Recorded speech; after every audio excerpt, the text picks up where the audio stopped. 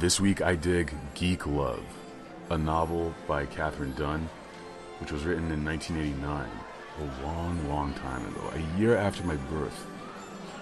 Geek Love is a book about a family, a very special, strange family of carnies. They are, I'll just come out and say it, they're carnival freaks. They're weirdos, they're oddities. This family owns a traveling circus. They own it starts kind of small. It's created by a couple who were carnies way back, and what they decide to do is they decide to create a freak show. Instead of going out and hiring other people to be in their freak show, the father of this family, I forget the guy's name, he decides, let's make freaks. Now, this is where it gets really weird. He decides to it sounds so weird. He has his wife like ingest chemicals, or like I think he had her like drinking certain like tonics that he would create and stuff like that. This book has some supernatural elements, but basically the idea was that she would create these deformed babies, these deformed children who would end up being freaks. So they manufactured these children who could, it would be internal. It's all in the family, this carnival. They don't have to go out and hire other people. So you have Arturo the Aquaboy. He has like fins for arms and legs. He's like very scaly. Olympia, who's she's a hunchback, and she's the narrator of the story. She's like a 3-foot hunchback dwarf. There's Iphy and Elly, the Siamese twins, and there's Chick, who looks very ordinary on the surface, but he is he's very special for other reasons, which you'll figure out when you read the book. Something that consistently happened to me when I was reading this book is I would think about dysfunctional families, and I'd never read any other book that sort of delved into the idea that your family is fucked up, but it is your family.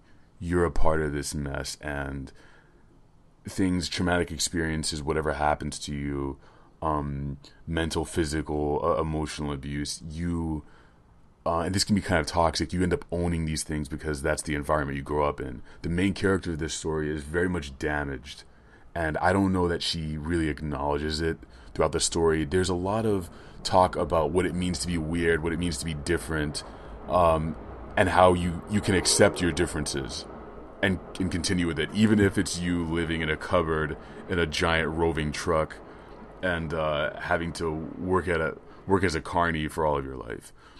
There's some cool time warping that happens. Like the book is told from she's Olympia. Oli is telling you the story from her age at the moment where she's telling you the story. It's like, I think she's probably like 30 or 40, she's probably 40, but she goes back in these chapters and tells you about her past, how she got to where she got to. This book is incredibly paced. It's horrific in many times. It's beautiful. The way Katherine Dunn writes it's just I think I said the word rich already, but that's a good word for how she strings phrases together. Her dialogue for the characters are very strong. You get a very clear image of what these characters look like, where they are, and she gets into really. This is kind of what, I guess, what people would call body horror, where she gets into descriptions of organs and blood and how people look, because you got to imagine these are freaks we're dealing with in this book, or just physically I feel like this is probably not PC, but they call themselves geeks and they call themselves freaks in this, so I guess within the context this is all right. But she describes physical deformities very well. A lot of things happen in this story, again, are very shocking, but within the context of what's happening, it's almost like Stockholm Syndrome. You're sympathetic. Oli is living within this realm, so there are a lot of disgusting things that she's okay with because she doesn't know anything else, and you're just sitting there horrified. But the brilliant thing about this book is that you're in the freak show. It's like you've bought a ticket. You buy this book, and you bought a ticket to examine this freak show. And she will consistently acknowledge the fact that, I know this sounds weird and all that stuff, but we don't see ourselves as normal people. We think, and they actually think that they're better than what you so-called normals, because because they have something that normal people don't have in this strange life of theirs. So, this book, like I said, it will consistently shock you how disgusting and horrible it can get while still being under this umbrella of, I didn't mention this, but it's very charming and